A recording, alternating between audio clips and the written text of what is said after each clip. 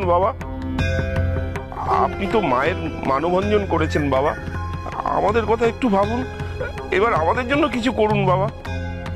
মায়ের মুখে একটিবার প্রশংসা বাক্য শোনার জন্য আমাদের মনটা আকুলি বিকুলি করছে বাবা।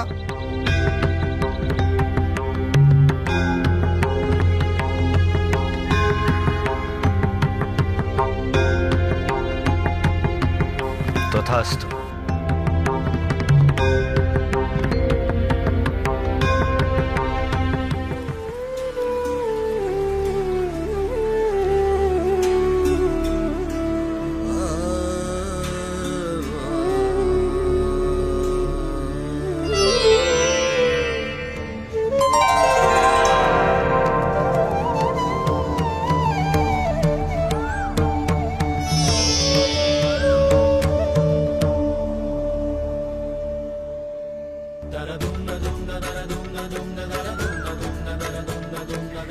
বাবা, এই যে অদ্ভুত সুন্দর পদ্ম, ভেঙ্গি কি অপূর্ব জ্যোতি।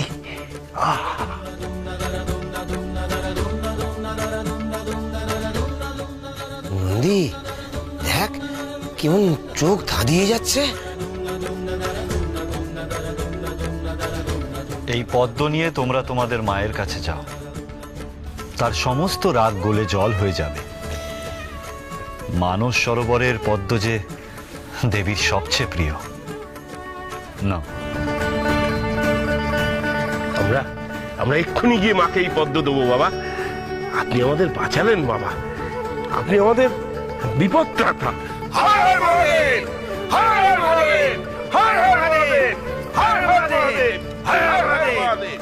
না না না না, এই পরাজয় আমি কিছুতেই মেনে নিতে পারবো না, কিছুতেই না। ওই সামান্য এক নাগিনী মনসা, সে একা দেবতাদের পর্যুদস্ত করলো। সে তো একা নয় হে দেবরাজ, সে এখন মহাদেবের অসীম ক্ষমতা বলে বলিয়া। আর আমি ঠিক এই আশঙ্কাটাই করছিলাম। মনসা যেভাবে দিনের পর দিন মহাদেবের প্রার্থনা করছিল, তাতে একদিন না একদিন খুশি হয়ে মহাদেব যে তার প্রার্থনা শুনবেন সেটাই তো স্বাভাবিক ছিল, আর সেই ঘটনাটাই ঘটেছে। তাছাড়া দেবর্ষী নারদ তো বলেইছিলেন, মনসা কন্যা হিসেবে স্বীকৃতি পাক বা না পাক, পিতার আশীর্বাদ সে পেয়েছে এবং আমাদের পরাজয়ের কারণ সে হয়ে উঠেছে। দেবরাজ, আমাদের উচিত ছিল নাগলোককে কোনো রকম প্রস্তুতির সুযোগ না দিয়ে অনেক আগে তাদের আক্রমণ করা। নাগেরা বারবার কখনো পিতামহ ব্রহ্মা, কখনো মহাদেবের প্রসাদ লাভ করে বেঁচে যাচ্ছে। নাগেশ্বর যদি মনসার মাধ্যমে নাগেদের ঢাল হয়ে দাঁড়ান, তবে নাগেদের দম্ভ আরো বেড়ে যাবে। অচিরেই তারা শ্রেষ্ঠত্বের দাবি করে স্বর্গলোক আক্রমণ করবে। হ্যাঁ দেবরাজ, এমনিতেই দুরবস্থা। অসুরকুল বারংবার স্বর্গরাজ্য আক্রমণ করে অধিকার করতে চায়, তার উপরে নাগেরাও যদি তাই করে, দেবতাদের স্থান কোথায় যাবে? একটাই উপায় হে দেবরাজ, যে করেই হোক মনসাকে নাগেদের সংস্পর্শ থেকে সরিয়ে নিতে হবে। কারণ যতক্ষণ মনসা নাগমণিনী নাগেদের রক্ষা করছে, ততক্ষণ আমরা কিছুতেই নাগেদের পরাস্ত করতে পারবো না। আমি অগ্নিদেবের সাথে একেবারেই একমত।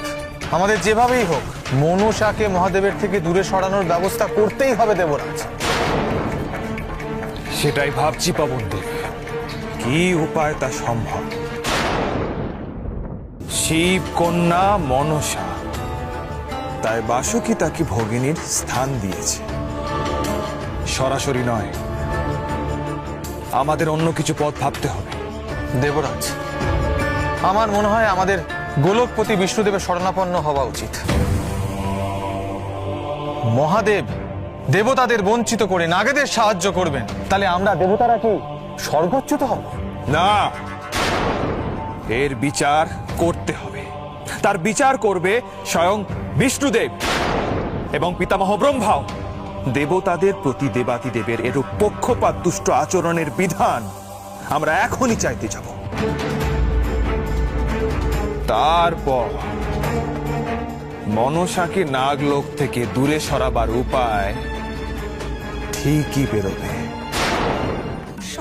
মা মা মা গো মা গো মা মা এই কি ব্যাপারটা কি তোদের এত হাক ডাক কিসের? মা কোথায়? মাকে ডেকে দে। কেন? মাতা পাকশালে ব্যস্ত। কি দরকার তোদের? মায়ের জন্য আমরা সুন্দর একটা উপহার এনেছি। মা ও মা, বাবা আজ যে দেখি উল্টো পুরাণ। কোনোদিনও বাবার জন্য ছাড়া মায়ের জন্য কিচ্ছুটি আনা হয় না, আজ একেবারে সুন্দর উপহার। তা কি এনেছিস রে? দেখা দেখি। না তোদের দেখাবো না, মাকে দেখাবো। মাকে ডেকে দে। মা কোথায় বল বল। তবে রে কি ব্যাপার নন্দী ভৃঙ্গি, তখন থেকে ডাকছো যে, কি হয়েছে? দেখুন না মাতা, কত রঙ্গ যে আর দেখবো। যারা চোখে কোনোদিনও ভালো জিনিস দেখেইনি তারা নাকি আজ আপনার জন্য উপহার এনেছে, সুন্দর উপহার। আচ্ছা দাঁড়াও না, দেখি ওরা কি এনেছে। নন্দী ভৃঙ্গি,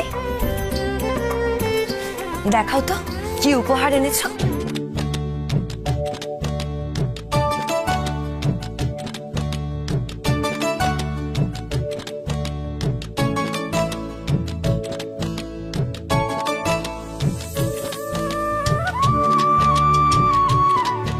মা, উৎসবের দিন আমাদের বড্ড ভুল হয়ে গিয়েছিল। আপনার আদেশ মতো আমরা পদ্ম জোগাড় করে আনতে পারিনি, তাই আমরা আজ মানস সরোবর থেকে আপনার জন্য তাজা পদ্ম নিয়ে এসেছি। মানস সরোবরের পদ্ম তো আপনার ভীষণ পছন্দের মা। মানস সরোবরের পদ্ম কতকাল পর হাতে পেলাম আমি। প্রসন্নতায় পূর্ণ হয়ে গেল আমার মন এই অপূর্ব পদ্ম পেয়ে।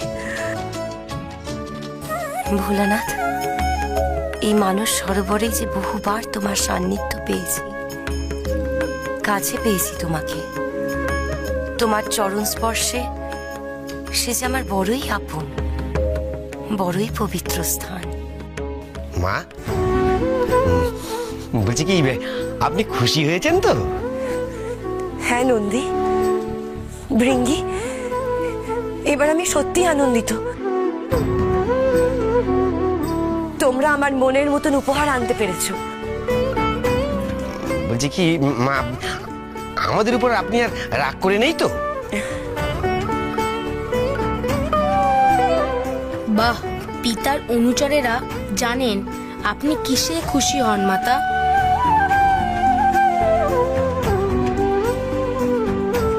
মায়ের মুখে হাসি ফোটাতে পেরে আমরা ধন্য।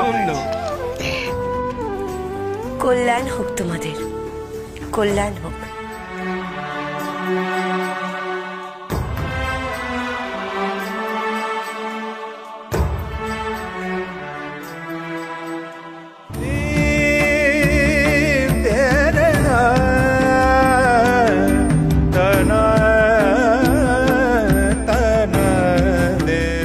দেবী মহামায়া, তোমায় প্রসন্ন করার উপায় আমার চেয়ে উত্তম আর কে জানে।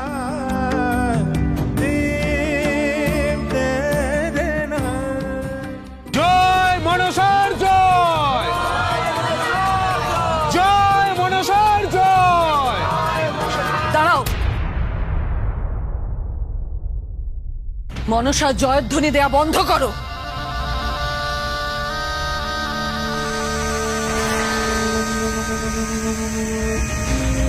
কি হয়েছে মাতা? আপনি হঠাৎ এত মনসার উপর ক্রুদ্ধ হলেন কেন?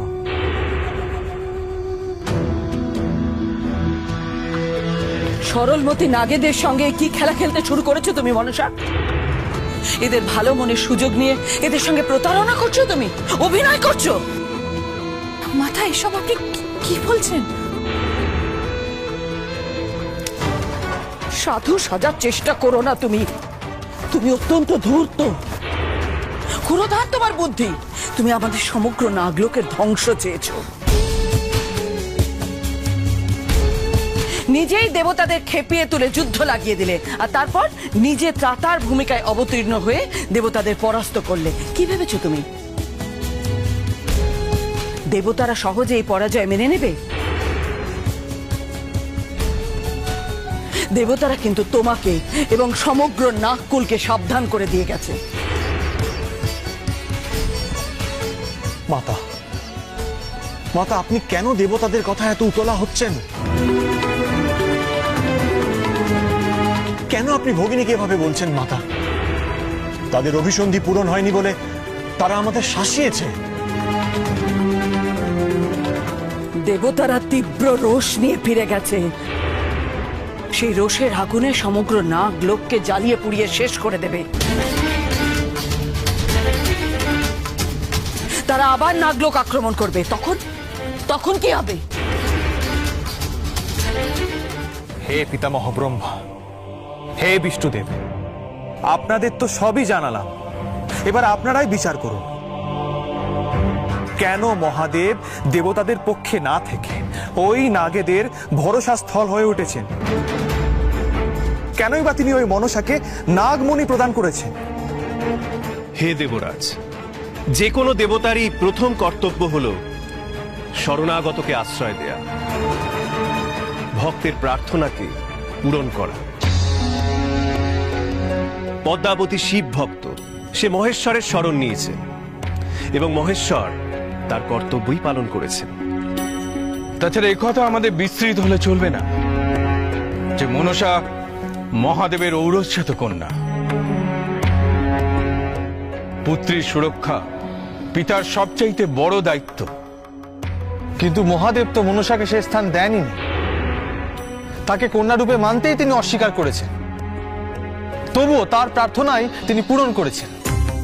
অস্বীকার তো মহাদেব করেননি। তিনি সর্বসমক্ষে কন্যাকে স্বীকৃতি দেননি ঠিকই, তবে তিনি তার কর্তব্য থেকে কখনোই বিচ্যুত হননি। কন্যার প্রতি তার স্নেহ, পিতার সুরক্ষা, এসব থেকে পদ্মাবতীকে বঞ্চিত তিনি করবেন কি করে? তবে কি আমাদের ওই নাগেদের কাছে হার স্বীকার করে নিতে হবে? এরপর নাগেরা দেবতাদের আক্রমণ করবে, স্বর্গ অধিকার করবে, এই সমস্ত আমাদের মেনে নিতে হবে? নিশ্চয়ই নয় দেবরাজ। ত্রিলোকের পালনকর্তা হিসেবে আমার কর্তব্য হল সর্বত্র ন্যায় প্রতিষ্ঠা করা। আমি যথাসময়ে আমার দায়িত্ব পালন করব। আপনারা এখন সুরলোকে ফিরে যান। হে দেবগণ, গোলকপতি এবং বিধাতা পুরুষ আপনাদের শঙ্কা এবং উৎকণ্ঠা দুটোই নির্মূল করবেন। আপনারা চিন্তা করবেন না।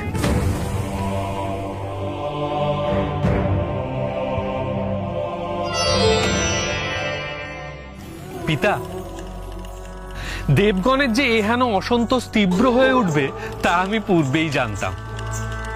যুদ্ধক্ষেত্রে আমি স্বয়ং দেবরাজকে যুদ্ধবিরতির কথা বলেছিলাম, কিন্তু দেবরাজ কিছুতেই জগৎগৌরীর কাছে নিজের এ পরাজয় মেনে নিতে পারেননি। মহেশ্বরও যে দেবতাদের পাশে না দাঁড়িয়ে নিজ কন্যার মাধ্যমে নাগকুলের পাশে দাঁড়িয়েছেন, এও দেবতাদের এক প্রকার পরাজয়ই। এই যুদ্ধ তো নৈতিকতার পথে হয়নি, আর যা কিছু অনৈতিক অন্তে তার জয় হয় না দেবর্ষি। কিন্তু পিতা, মনসাও তো এত বড় জয় লাভ করলো, এবার তো তারও পিত্রালয়ে স্থান পাওয়া প্রাপ্য। কিন্তু যতক্ষণ না দেবী চণ্ডিকা মনসার সম্পর্কে জ্ঞাত হচ্ছেন ততক্ষণ তার মনোবাঞ্ছা পূরণ হবার নয়। কিন্তু দেবীকে এ সত্য কে জানাবে পিতা? আপনি যথার্থই বলেছেন দেবর্ষি। শিবকন্যা সম্পর্কে দেবী চণ্ডীর জ্ঞান হওয়া প্রয়োজন। সে সময় এসে গিয়েছে। আমি নিজে স্বয়ং গিয়ে তাকে একথা জানাবো। নারায়ণ নারায়ণ। মাতা, যদি সেরকমই কিছু হয় তাহলে অবশ্যই যে এবার আমাদের রক্ষা করেছে সেই দেবতাদের বিরুদ্ধে রুখে দাঁড়াবে। মনসার নিজস্ব ক্ষমতা কি? নাগেশ্বরের আশীর্বাদ প্রাপ্ত হয়ে এই অসাধ্য সাধন করেছে, কিন্তু মহাদেব যে প্রত্যেকবার কৃপা করবেন তার তো কোনো মানে নেই। আর মনসার দেবতাদের রোষ দ্বিগুণ করে দিয়েছে। তারপর মনসাকে এই স্থানে আশ্রয় দিয়েছি, এই কথা যদি দেবতারা জানতে পারেন তাহলে কিন্তু দেবতাদের রোষে সমগ্র নাগ বংশ ধ্বংস হয়ে যাবে। আসলে মনসা আমাদের বাঁচায়নি, আমাদের দ্বিগুণ বিপদের মধ্যে ঠেলে দিয়েছে। হ্যাঁ রাজমাতা, আমি আপনার সাথে একমত। আমরাও সহমত। শান্ত হন, শান্ত হন। আপনারা শুধু ভবিষ্যতের কথাই ভাবছেন, কিন্তু আজ এই মুহূর্তে এই যে আমরা শ্বাস নিচ্ছি, জীবিত আছি, সেটা তো সম্ভবই হতো না যদি ভগিনী না থাকতো।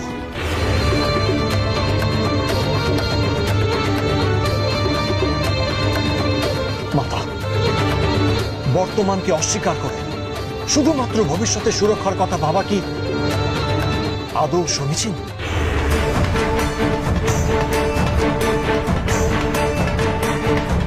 নাগরাজ তো ঠিকই বলেছে। না মানে নাগরাজ তো সঠিক কথাই বলেছে। আজ যদি নাগকুল ধ্বংস হয়ে যেত তাহলে কি আমরা কালকের কথা ভাবতে পারতাম? সেটা একটু বিবেচনা করবেন।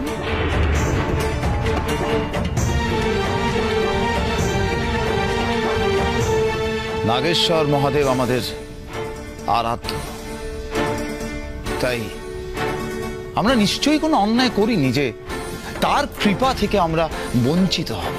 দিতি পুত্রদের দুরভিসন্ধি কুটবুদ্ধি সম্পর্কে তোমরা সম্পূর্ণ অবগত বলে মনে হচ্ছে না। দুরাত্মার ছলের অভাব হয় না, এ কথাটা জানো তো? আর মহাদেবের কৃপা দৃষ্টির কথা বলছো? তিনি যদি মনসাকে মেনে নিতেন তাহলে তো আমরা তো ভয় পেতাম না। আমরা মনসার উপর কি করে ভরসা করব? স্বয়ং মহাদেবী তাকে পায়ে ঠাঁই দিলেন না, তাকে স্বীকার করলেন না। মাতা, তুমি শিব কৃপা লাভ করেছো নিজ গুণে, নিজ ভক্তিতে, আর তার দয়া ভিন্ন আমরা রক্ষা পেতাম না। আর সে কাজ সম্ভব হয়েছে তোমার মাধ্যমে। পিতা আমাকে তার কাছে স্থান না দিতে পারলেও আমি তার প্রসাদ লাভ করেছি, আর এটাই আমার কাছে অনেক অনেক বড় প্রাপ্তি ভ্রাতা। আমি হয়তো এই কথা মুখে বলে কাউকে বোঝাতে পারবো না, কিন্তু যে কন্যা তার পিতৃ পরিচয়ের জন্য লড়ছে, সাধনা করছে, তার কাছে তার পিতার আশীর্বাদ পাওয়াটা অনেক দামি। আমি বুঝি মনসা, আজ তোমার ভ্রাতা তোমাকে আশীর্বাদ করছে যে তুমি খুব শীঘ্রই পিতৃগৃহে স্থান পাবে। তুমি তোমার পিতাকে সন্তুষ্ট করার কাজে যেমন সফল হয়েছ, এই পরীক্ষাতেও তুমি সফল হবেই হবে। কিন্তু কিন্তু মাতা চণ্ডী কি আমায় মেনে নেবেন ভ্রাতা? তিনি তো এখনো পর্যন্ত আমার ব্যাপারে কিচ্ছু জানেন না, কিচ্ছু না।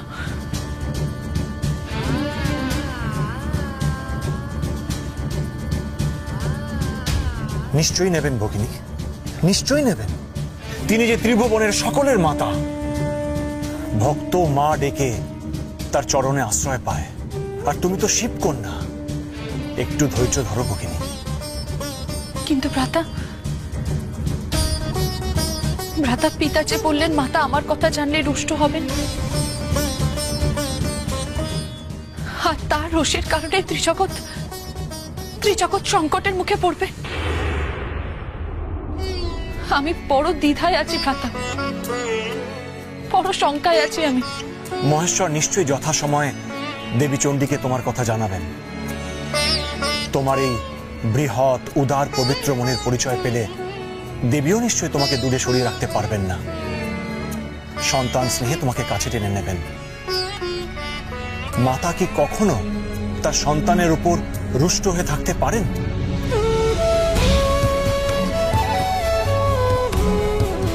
কেঁদো না ভগিনী, কেঁদো না।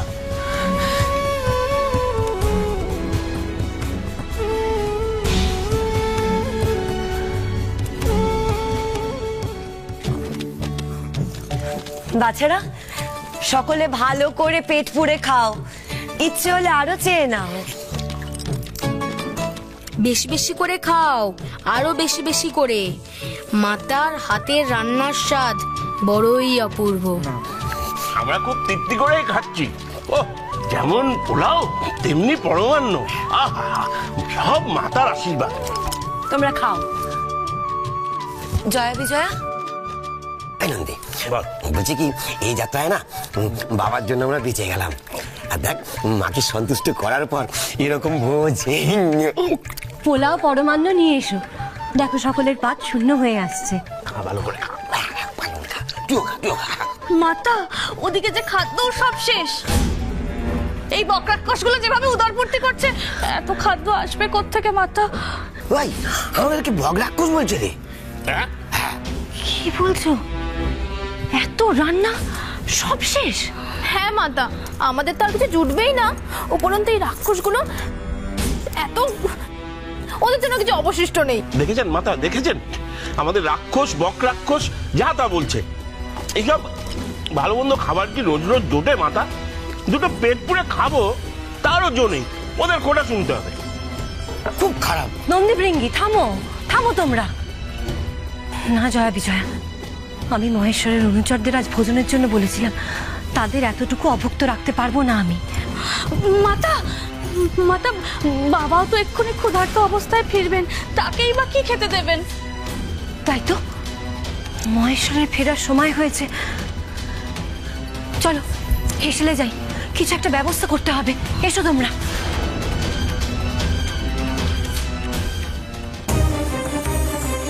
এই খেয়ে খেয়ে তো আর আস মেটে না দেখছি। তোদের জন্য আজকে বাবাকেও না অভুক্ত থাকতে হয়। চল।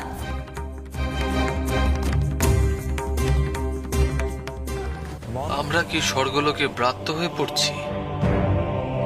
শরণাগতকে আশ্রয় দেওয়া যদি ভগবানের প্রথম ও প্রধান ধর্ম হয়ে থাকে, তাহলে আমরা সকলে দেবাদিদেব মহাদেবের কৃপা প্রার্থনা করি। আমরা আগে না ওই নাগেরা।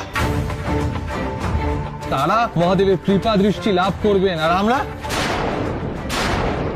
বিষ্ণুদেব এবং পিতামহ কিন্তু মহাদেবের এই কার্যকেই প্রকারান্তরে সমর্থন জানালেন, এবং তার অর্থ হলো যে মনসার ওপরেই তাদের পূর্ণ সমর্থন। তাহলে তো পূর্ব আলোচনার মতো সবার আগে মনসাকে সরাতে হবে। বৃক্ষের শিকড় যদি একবার কেটে নেওয়া হয়, তাহলে কি সে বৃক্ষ বাঁচে দেবরাজ? তার মৃত্যু অনিবার্য। ঠিক ঠিক বলেছেন বরুণদেব। মনসার কথা দেবী চণ্ডিকা জানেন না, মহাদেব তাকে এখনো জানাননি। তাই তার অগোচরে যদি দেবীকে কথা জানানো যায়। দেবরাজ, এই কাজ করার আগে আমাদের একটা কথা স্মরণে রাখা উচিত। মহাদেব হচ্ছেন ত্রিকালজ্ঞ, তিনি ঠিক জেনে যাবেন এ কাজ কে করেছে। তখন তার রোষানল থেকে আমরা কিন্তু কেউই রক্ষা পাবো না। ঠিক ঠিক বলেছেন, এ কথাও ঠিক। আমাদের উদ্দেশ্য মহাদেব বুঝে গেলে আমরা অতি সংকটে পড়ব। দেবরাজ, আমার মতে উপযাজক হয়ে মনসা বৃত্তান্ত দেবীর কানে না তোলাই ভালো। দেখুন, দেবী যদি নিজে থেকে শিবকন্যার কথা আবিষ্কার করেন, তাহলে তাহলে আমাদের উদ্দেশ্য সাধনও হয়, আবার মহাদেবের রোষেও পড়তে হয় না। আমার মতে একটু একটু ধৈর্য ধরলে লাভ আমাদের সকলের। হ্যাঁ দেবরাজ, আমার মনে হয় না মহাদেব এই মনসা বৃত্তান্ত দেবীর কাছে খুব বেশি দিন লুকিয়ে রাখতে পারবেন। দেবী এখন গার্হস্থ্য জীবনযাপন করছেন, তাই তিনি সত্য দর্শন করতে পারছেন না। কিন্তু যেই মুহূর্তে তার মধ্যে দেবী রূপ জাগ্রত হবে, তিনি অচিরেই সব কিছু জানতে পারবেন। বেশ, তবে আমরা একটু অপেক্ষা করব, উপযুক্ত সময়ের অপেক্ষা, মনসার উপর চরম প্রতিশোধ নেওয়ার অপেক্ষা।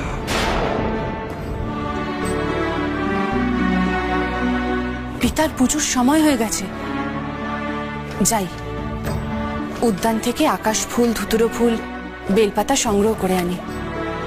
আর পিতার তো এই ফুলগুলোই পছন্দের, নিশ্চয়ই পিতা খুব খুশি হবেন। যাই।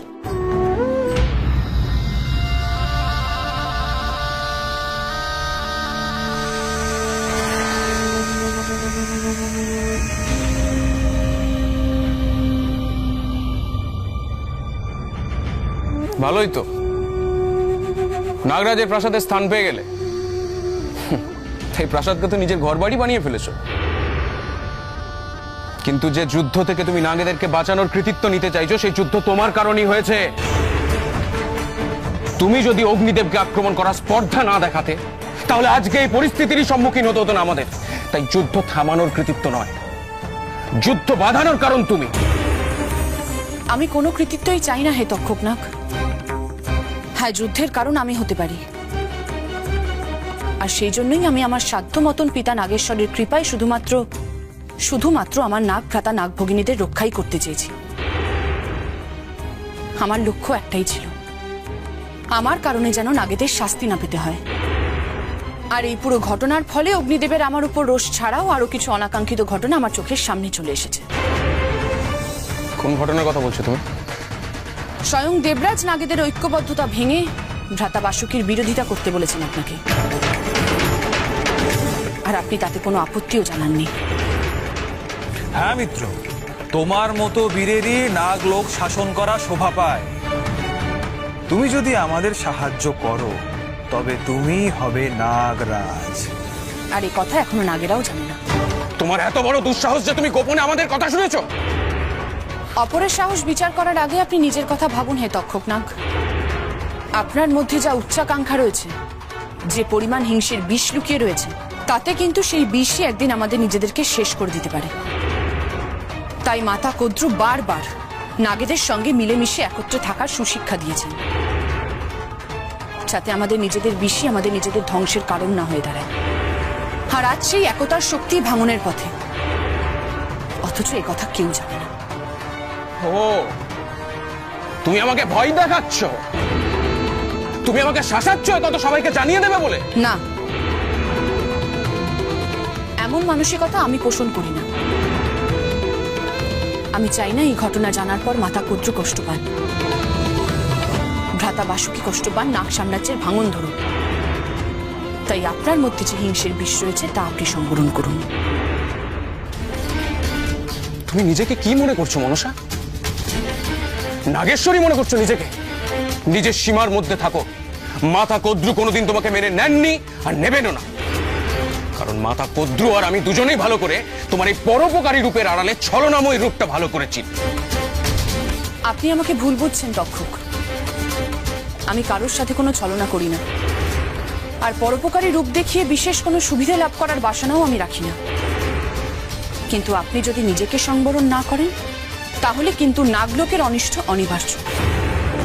এই তোমাকে নাগলোকের ব্যাপারে ভাবতে হবে না, তুমি আমাদের কেউ নও। জোর করে নাগরাজকে মায়ায় ভুলিয়ে এই প্রাসাদে আছো। আর তুমি যদি এসব কথাবার্তা সবাইকে বলতেও যাও, কেউ তোমার কথা বিশ্বাস করবে না, কারণ সেই বিশ্বাসই তুমি এখন অর্জন করে উঠতে পারো। আর মাতা কদ্রুর বিশ্বাসের পাত্রে তুমি এখনো হয়ে উঠতে পারোনি। তাই নিজের কাজ করো আর নিজের মতো থাকো।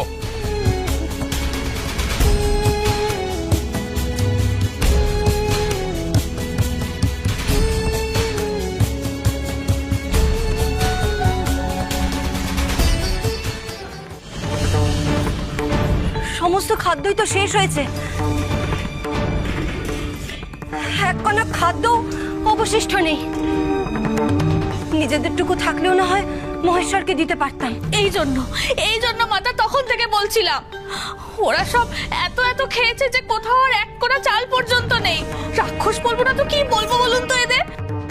সত্যি মাতা, আপনারই বাকি দরকার ছিল সোহাগ করে গলা অব্দি খাওয়ানোর? আমরা কতবার বললাম, আপনি শুনলেন না। এখন বাবা কি ভুভুক্ষ থাকবেন? না না, এই দুপুরবেলা ক্ষুধার্ত ভোলানাথের জন্য অন্যের ব্যবস্থা না করতে পারলে সে তো ঘোর অকল্যাণ, পাপ। মাতা, অগত্যা নতুন করে অন্ন প্রস্তুত করার ব্যবস্থা করি, এছাড়া তো আর কোনো উপায়ও নেই। না রে জয়া, সেই উপায়ও নেই। পাকশালে কিচ্ছু নেই, না আছে তন্ডুল, না আছে ঘৃত, না আছে দুগ্ধ, কিচ্ছু নেই। রান্না করব কি করে? তাছাড়া মাতা, রান্না করতে গেলেও তো সেটা সময় সাপেক্ষ ব্যাপার। দেবী কই? দেবী, খাদ্য দাও। মাতা, বাবা উপস্থিত। এবার বাবাকে যদি ভোজন প্রস্তুত না করে দিতে পারি, আর যদি উনি ক্ষুব্ধ হন, তখন কি করে এখন এই সমস্যার সমাধান করি আমি? কি করেই বা মহেশ্বরকে ভোজন করাবো? কি করেই বা তার ক্রোধ সামলাবো আমি এখন? আরে রিঙ্গি, মা যদি সত্যি খাবার জোগাড় করতে না পারে, তাহলে বাবা কি খাবে রে? চুপ কর, মা পারে না এমন কোনো কাজ আছে? মা দেখবি এক্ষুনি উত্তম ভোজন নিয়ে এই এলো বলে। ওম নমঃ শিবায়, ওম নমঃ শিবায়, ওম নমঃ শিবায়, ওম নমঃ শিবায়, ওম নমঃ শিবায়, ওম নমঃ শিবায়।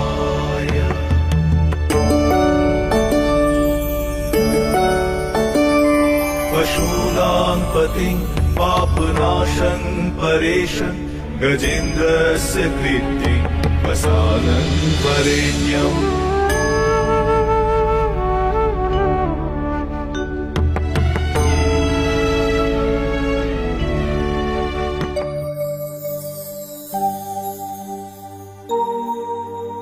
আমায় ক্ষমা করে দাও ভোলানাথ, আমার ভাড়ারাজ একেবারে শূন্য।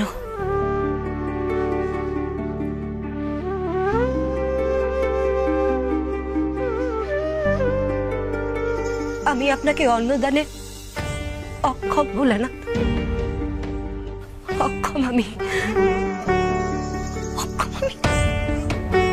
দেবী, সংসার জগতে প্রবেশ করে তুমি দেখছি তোমার দৈব শক্তি বিস্তৃত হয়েছ। যে কিনা দেবী অন্নপূর্ণা, যে কিনা সারা বিশ্বের অন্ন জোগাড় করে দেয়, তার কিনা অন্যের সংস্থা নিয়ে চিন্তা।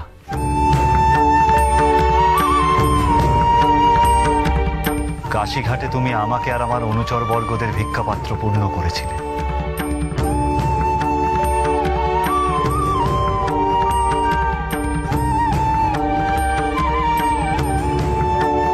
হে দেবী, আজ তুমি সেই অক্ষয় পাত্র আবার হাতে তুলে নাও। তোমার যারা শরণাগত, তারা বুভুক্ষ থাকতে পারে না। তাদের ক্ষুধার জ্বালা মেটাও দেবী, তাদের অন্যের সংস্থান তুমি করে দাও। ঠিক বলেছ মহেশ্বর, আজ আর কেউ ক্ষুধার্ত থাকবে না, কেউ না।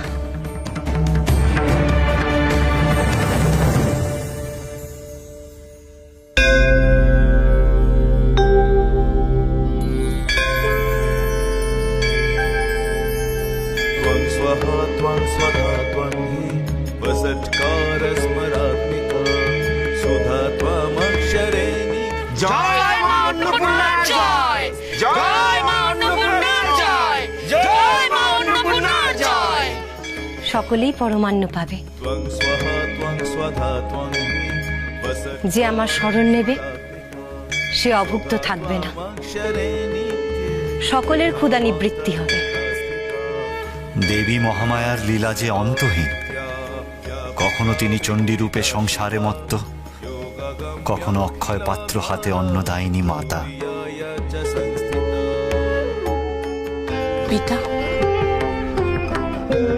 পিতা যে কোনো কন্যার কাছেই তার পিতাই প্রথম শ্রেষ্ঠ পুরুষ। শৈশব থেকে স্নেহ ভালোবাসা প্রশ্রয় শাসনে পিতাকে দেবতার আসনে বসায় কন্যা। আর আমার কাছে তো আপনিই আদি, আপনিই অন্ত পিতা। আপনি আদর্শ পুরুষ, যোগী শ্রেষ্ঠ, মহাজ্ঞানী, সর্বোত্তেজী, সর্বজ্ঞ ত্রিকালদর্শী। আপনি আপনারই মতন মহাত্তেজা সর্বজ্ঞানীর আধার সম্পন্ন কোন পুরুষ যেন আমার জীবনে আসে পিতা।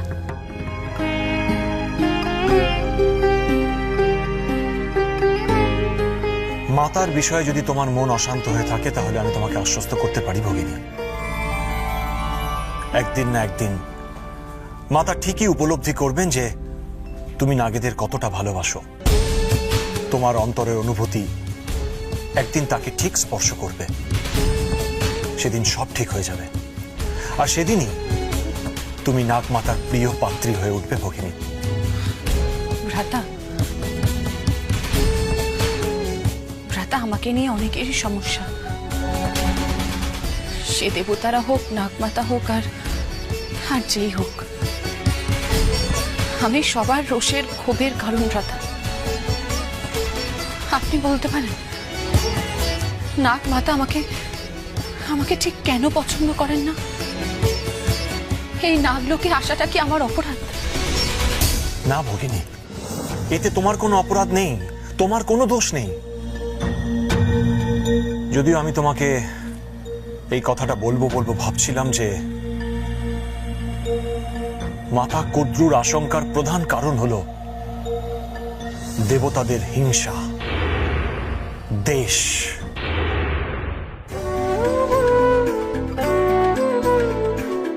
এবারে পেটটা ঠিকঠাক ভরেছে। যাক, নিজের মুখে তাহলে বললি সে কথা। অনেক হয়েছে, এবার বিদায় হতো। এই দেখেছেন মাতা, দেখেছেন আপনার অনুচরীরা আমাদের বিতাড়িত করতে চাইছে। অমনি না, অমনি অমনি মাতাকে সাক্ষী মানা হচ্ছে। শোন, মাতার এখনো ভোজন হয়নি, আমাদেরও না। যা তো যা, একটু শান্তি করে দুটো খেতে দে। আচ্ছা আচ্ছা, থামো তোমরা এবার। তোমরা সকলে তৃপ্ত তো? হ্যাঁ, খুব খুব খুব। মাতা, আপনার হাতে ভোজন করে আমিও তৃপ্ত। আসি মাতা। এসো পুত্র, এসো। এই নন্দী, বলছি কি, চল না শ্মশানে গিয়ে একটু আয়েস করে ঘুমোই। হ্যাঁ চল। চ।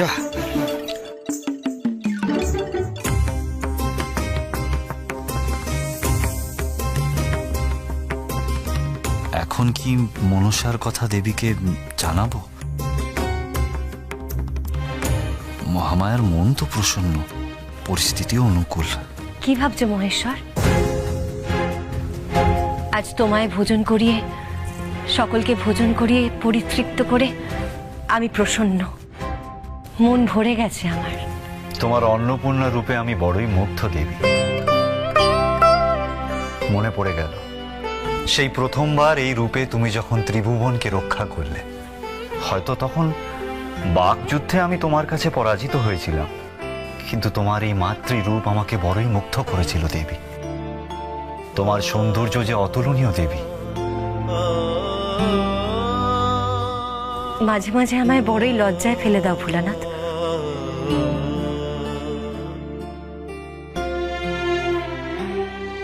এখনো তো সত্যটা দেবীকে জানাতে পারলাম না। কিভাবে সে কথা উত্থাপন করব দেবীর কাছে?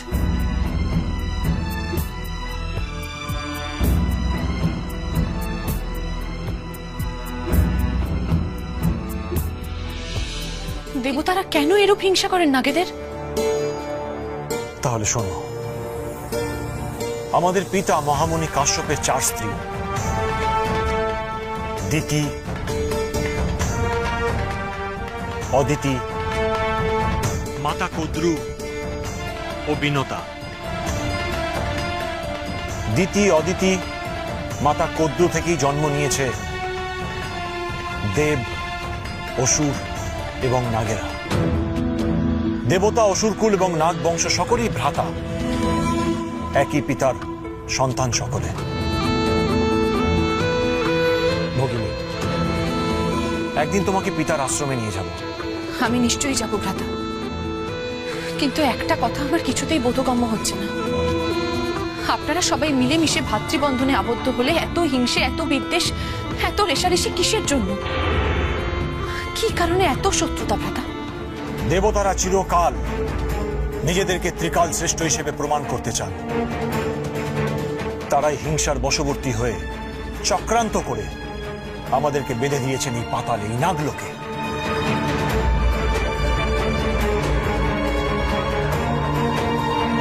তারা নাগকুলকে হত্যা করতে চেয়েছিল, তবে মাতা কদ্রু পিতামহ ব্রহ্মার কাছে দয়া ভিক্ষা করায় পিতামহ আমাদের এই নাগলোকে স্থান দেন। আর সেই দিন থেকে নাগেদের মধ্যে অসন্তোষ, অস্থিরতা দিনে দিনে বৃদ্ধি পেয়েছে। মাতা কদ্রু সবসময় এই ভেবে আশঙ্কিত থাকেন যে দেবতারা আবার কবে আমাদের নির্বংশ করার জন্য উঠে পড়ে লাগবেন। আর এই যুদ্ধ তো তুমি নিজে চোখেই দেখলে ভগিনী। দেবীর কাছে আজ মনসার প্রসঙ্গ উত্থাপন করতেই হবে, কিন্তু তার আগে দেবীর মন যাতে প্রসন্ন থাকে তার ব্যবস্থা করতে হবে।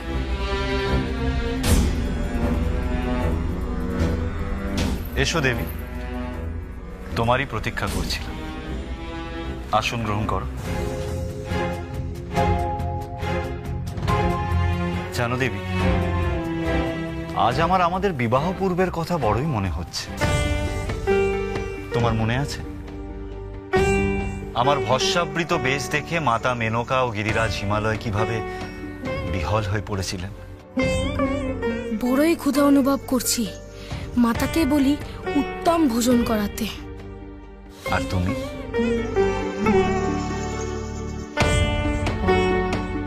তুমি বধূ বেশে মাতা মেনকা ও গিরিরাজ হিমালয়ের সাথে আমার জন্য প্রতীক্ষা করছিলে।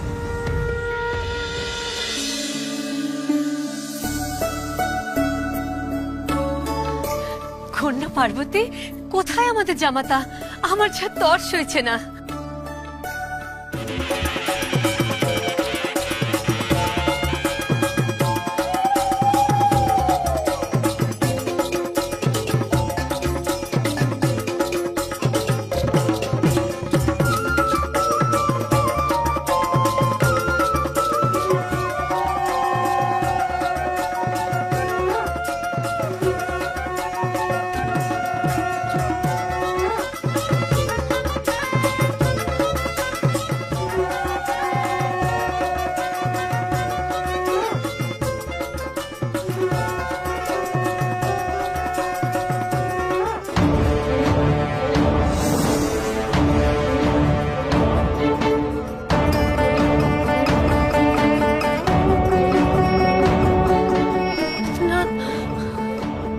মাতা মেনকা আমার ভস্মাবৃত রূপ দেখে মূর্ছিত হলেন।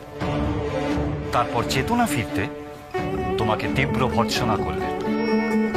তোমাকে জিজ্ঞেস করলেন যে এক শ্মশানচারীকে তুমি কিভাবে স্বামী হিসেবে প্রার্থনা করো। ধিক কন্যা ধিক, বুদ্ধিভ্রষ্ট হয়েছে তুমি। গিরিরাজ কন্যার এরূপ কদাকার ভীষণ দর্শন স্বামী, এরূপ জামাতাকে দেখার আগে আমার মৃত্যু হলো না কেন? এই কি করলে কন্যা? কি করেছো?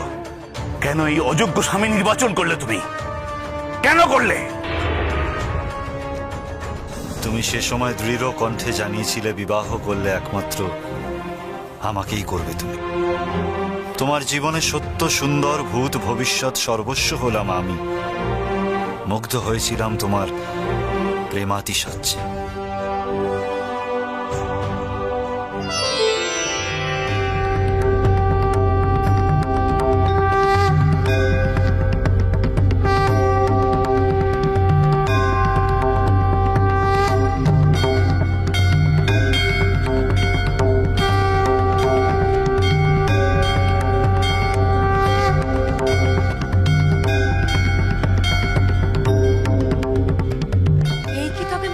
সত্য রূপ, এই যে যথার্থ সুন্দর রূপ। ধন্য হলাম আমি মহাদেবের এই সুন্দর রূপ প্রত্যক্ষ করে ধন্য হলাম।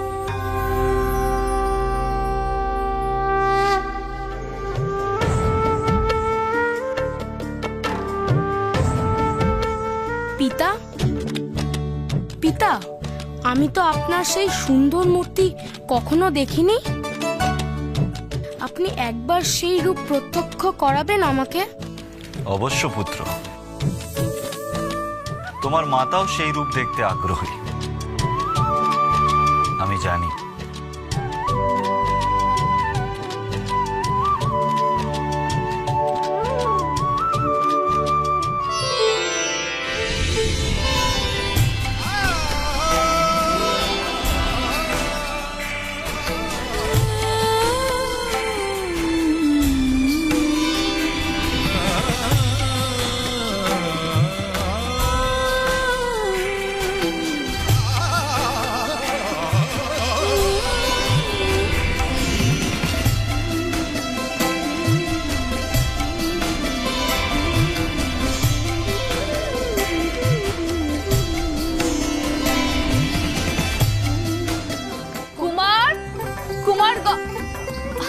কুমার গণেশ, তুমি এখানে? দেখো তোমরা, পিতার এমন অনিন্দ সুন্দর অনুমুগ্ধকর রূপ দেখেছো আগে তোমরা?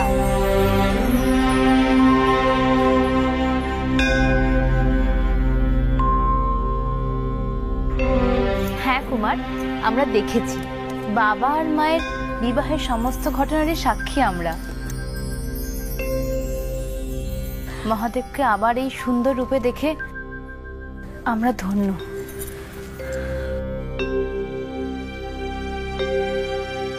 পিতাকে সর্বদা ভস্মমাখা যোগী পুরুষ রূপেই দেখেছি। ক্ষুধা অনুভব করায় মার কাছে এসেছিলাম, না এলে পিতার এই রূপ দর্শনের থেকে আমি বঞ্চিত থাকতাম। মাতা, আপনাদের বিবাহ কিভাবে হলো সে কথা শুনতে বড় আগ্রহ হচ্ছে, বলবেন আমায়? মাতা যদি অনুমতি দেন, আমি কুমারকে সে কাহিনী শোনাতে পারি। কুমারকে কক্ষে না দেখতে পেয়ে ভাবলাম হয়তো সে এখানে আছে, তাই এখানে দেখতে এলাম। চলো কুমার, আজ তোমাকে হরগৌরীর বিবাহের সমস্ত ঘটনা বলবো। আমার কিছু খাদ্যও চাই, খিদে যে আর সহ্য হচ্ছে না। বেশ, চলো, তোমাকে মোদক ভক্ষণ করাবো আর তার সঙ্গে কাহিনীও শোনাবো। এসো এসো।